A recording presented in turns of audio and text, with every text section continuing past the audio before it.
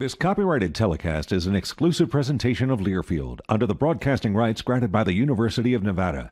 Reuse of this presentation is prohibited without the express written consent of the University of Nevada and Learfield.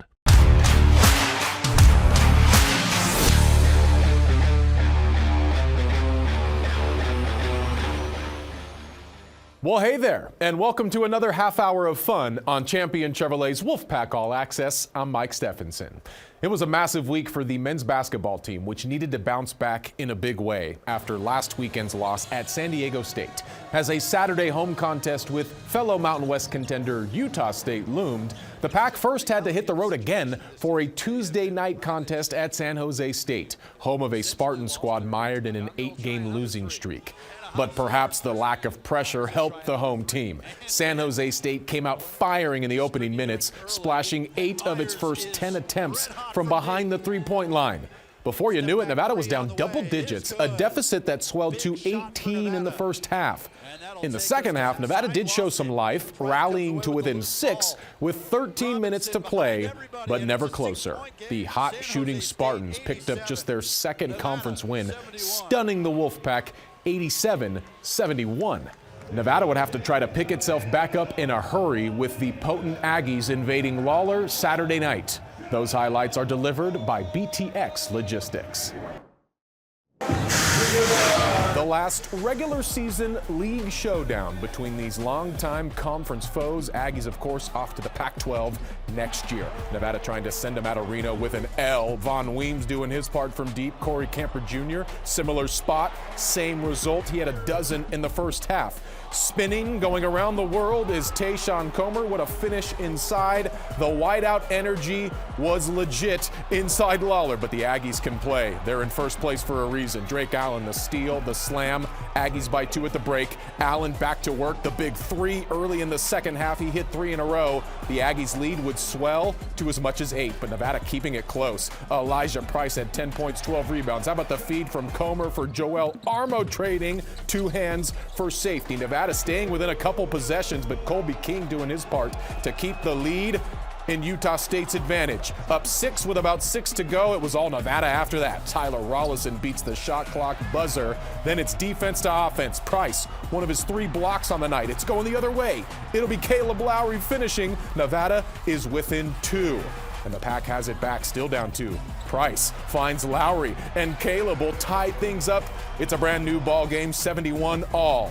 Nevada back down 2 before Camper Jr. hits another 3. He dropped 20 big ones, and from that point on, the Pack would seal it at the line as Utah State goes cold down the stretch, and Nevada wins 80-77. Feeling good. That was a good team we beat. Feels good to bounce back from the loss we had and the 2 losses we had on the road. And, yeah, we're back. Yeah, it was a good team win. You know, we struggled on the road this week, so I think we just have to regroup as a team and just stay focused. We all know what we're capable of doing out of this conference, so I think if we just put our mind to it and we just stay down, we'll do fine.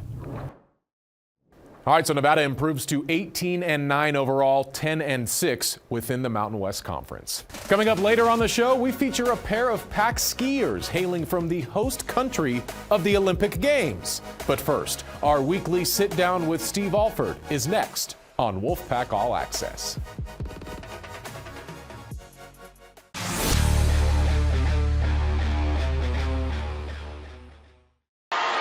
Contested 3, no. Put back, no. Nevada wins. Nevada 80, Utah State 77. Back here on Wolfpack All Access, presented by Champion Chevrolet, following Nevada's Saturday showdown with Utah State, a massive win for the Wolfpack. Afterward, Alex Margulies sat down with head coach Steve Alford. Head coach Steve Alford joining us here in Legacy Hall. Coach, incredible atmosphere, big win for your team as you knock off #1 Utah State. Well, I said that in the media that I thought the crowd was really good against UNLV, but tonight was a different level. We led for 5.5 minutes, but it was a great college basketball game. It wasn't like one team went ahead of the other. We just did a really good job of winning the last 8, and when you do that, yeah, your team may be used to doing that or they're good enough to do that, but you need that home crowd. I've done this a long time, and when you have a crowd like that, it raises everything that you do. And our guys had to get a little frustrated knowing that everything they did, then they'd make a big three or make two big threes, and we just kept battling and fighting, and a lot of what the crowd did energized our guys in that last 8 minutes. So very, very happy about the crowd. Thank you to the crowd. Our student section, the overall crowd was just tremendous. But it was just a great college basketball game. If you love basketball at this level, that was about as good a 40 minutes as you're going to see. I thought both teams played hard, both teams played well, and we made a lot of good winning plays in that last 4 minutes. Coming off of 2 consecutive losses, including earlier this week at San Jose State, how important was it to come home and get this one? Yeah, that we were playing so well, and we played, Fresno had UNM down 20 today before the Lobos came back and won. And we knew Fresno was playing really well. And to get a 10-point win 2 Saturdays ago against them at home was crucial, and we were playing well. And then we really thought the break, our bye week, came at a good time because it's been a long time since we've had a break, really since Christmas. And we gave the guys 2 days off. We came back. The practices were really good. And then we go to San Diego State, and I just didn't like we just didn't have the same demeanor, the same fight to us.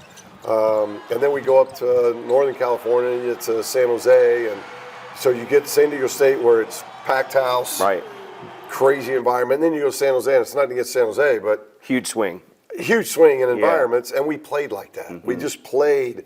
I thought we were flat, and no disrespect, because I thought Tim may disagree. I thought it's the best San Jose's played all year. I thought they were really efficient offensively, very efficient guarding us, but I just thought we were flat. I didn't think we had that fight to us. Tonight, we had that fight. Even if we'd have lost this game, I'd still be telling you, I thought our guys fought. I thought they played hard.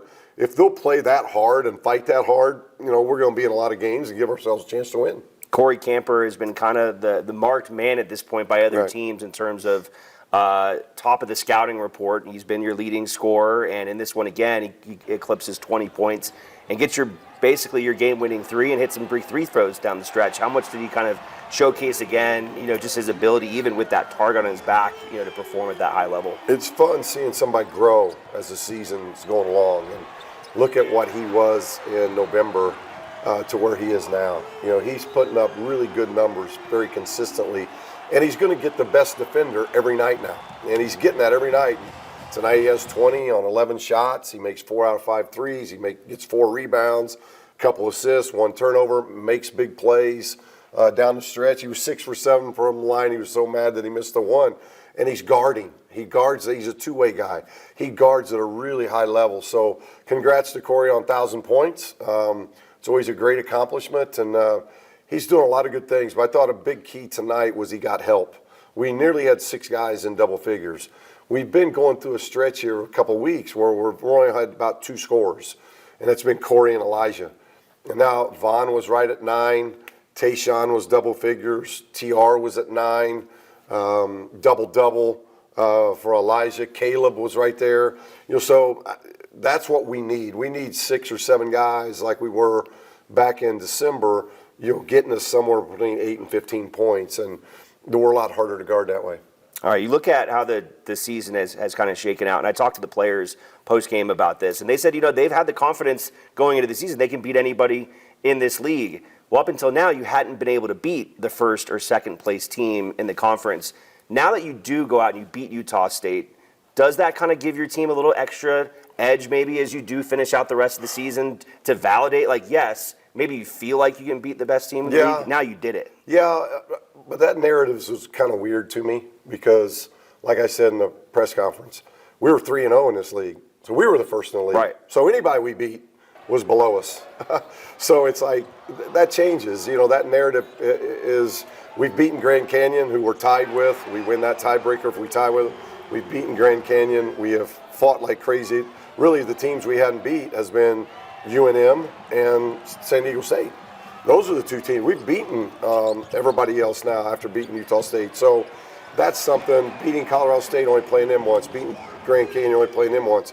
Colorado State's playing as well as anybody in our league right now. They've won 5 straight and now back to 500 in this league. Anytime you can get a win in this league, it's, right now there's 2 teams ahead of us. It's UNM, 3 teams, UNM, San Diego State, and Utah State. So I don't know if I buy the whole narrative of we haven't beat. Last year, that makes sense. We were 7th or 8th. That makes sense. We beat all the teams at the bottom of the league. But this year, there's so much parity from about 8th up that, Wyoming's playing well, Fresno's playing well. The conference tournament's going to be a lot of fun for the fans because it's going to be whoever can make shots because everybody's playing so hard. I think that the players are playing at a really hard level. So I just thought we were flat last week for whatever reason. And the guys figured it out. We had 2 really hard practices going into this game, and I thought we played like we practiced. And now it's a quick turnaround. We got to get rest. We got to get rest Sunday and practice one day, and here come the Lobos who they got a big road win, and now they're happy that San Diego State lost and Utah State lost. That helps their deal. So we know we're going to get their best shot here on Tuesday. All right, we're looking forward to seeing the rest of the season come down the stretch, Coach. Appreciate it. Thanks so much. Thanks, Alex. Send it back to you guys in our Nevada Sportsnet studio. From the slopes of the Olympics to those of the Sierra, we feature Nevada's Italian duo next on Wolfpack All Access.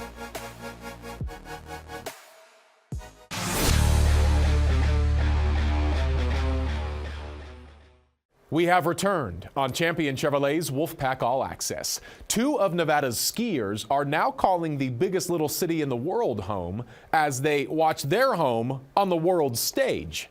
Shannon Kelly introduces us to these silver and blue athletes by way of the green, white, and red.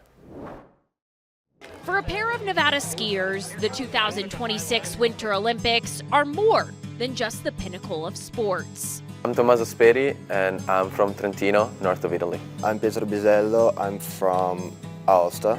The natives of Italy, Speri and Bisello, grew up near the sites of the Milan Cortina Games. It's incredible how they pulled out races all over the country because I don't think it's really easy to host in different places and at that level. It's really nice to see some places where you've grown up, see they're hosting Olympics. I felt really proud to host these Olympics and to see a lot of Italians doing well in them. Seeing this big event that is in my home country is just special because it's not every day that you see the Olympics. I've never looked at the Olympics the way I'm looking at them now. I have a different feeling about this year. It's I feel them closer to me. Both Bisello and Speri learned to ski around the age of 4, growing up about 250 miles from each other.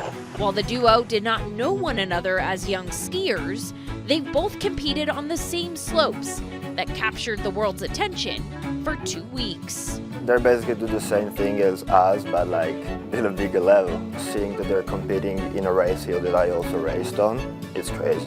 I've skied most of my life in Val di Fiemme and Val di Fassa, and it's where they host the cross-country skiing and the biathlon and the ski jumping. This summer I passed there and they were constructing the ski jumping hill. And I've met with some Olympians and they were super excited because they got to try the hill and they said it was amazing. About 4 years ago, Speri and Bisello started racing against each other. Last year, Bisello competed on the Italian national team alongside some of Italy's top Olympians. I also know Federica Brignone because she lives 30 minutes away from my house. The Italian duo joined Nevada last fall after discovering the opportunity to ski competitively and receive an education. I've always thought that I couldn't ski and study at a high level. It's really cool to do that. Let's go! I think it's a privilege to do it because not all athletes can do it. If I was in Italy, I couldn't do it. As the two aspire to compete for Team Italy during the 2030 Olympics in France, they have plenty of similar short-term goals while suiting up in silver and blue.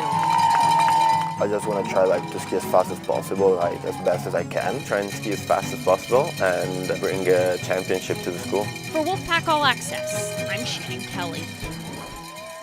And it is a big week for Wolfpack skiing, which is spending Sunday through Tuesday at the University of Utah Invitational before heading to Bridger, Montana for next weekend's Rocky Mountain Intercollegiate Ski Association Championships.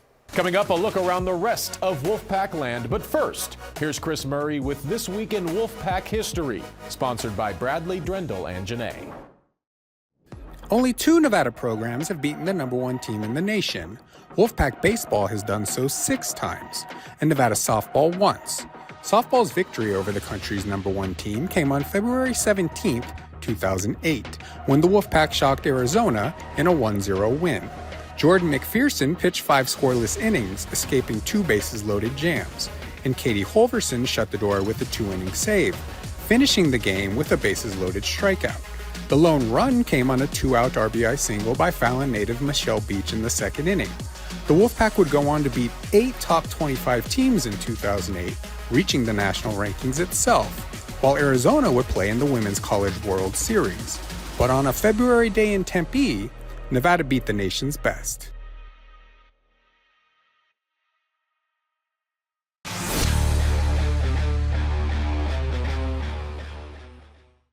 I'm Madison Clark with Nevada Softball, and I'll be answering 5 questions.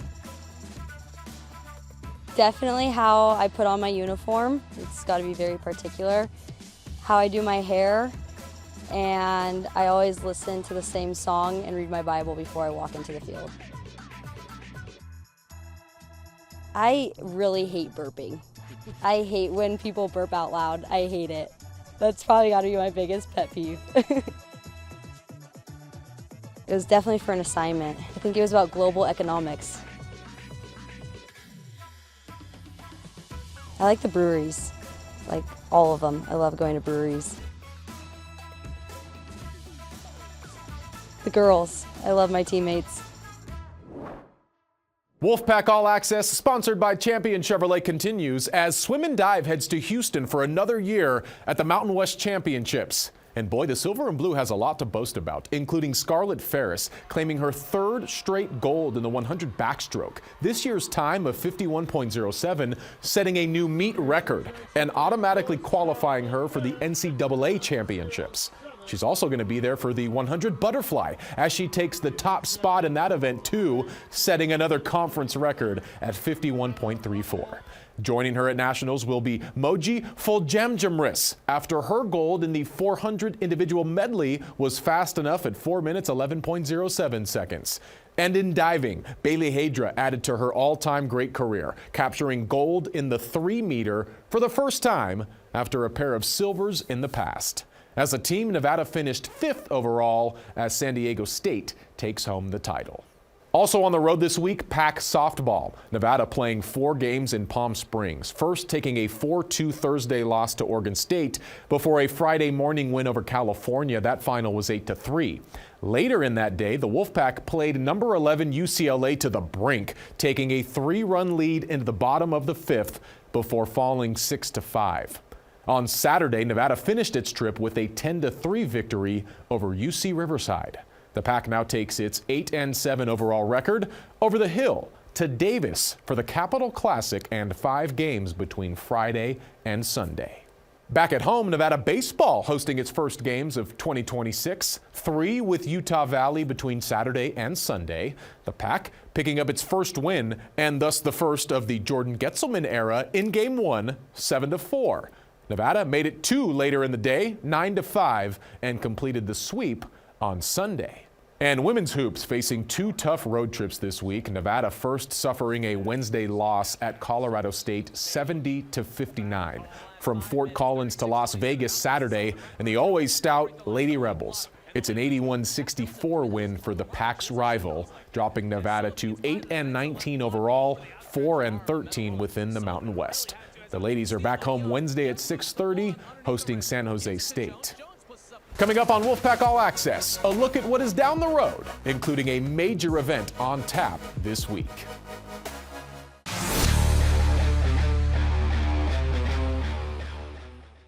Wrapping a bow on this week's Wolfpack All Access with some notes from the university, which wants to see you at the Reno Sparks Convention Center this week as Nevada for the first time hosts the Mountain West Track and Field Championships.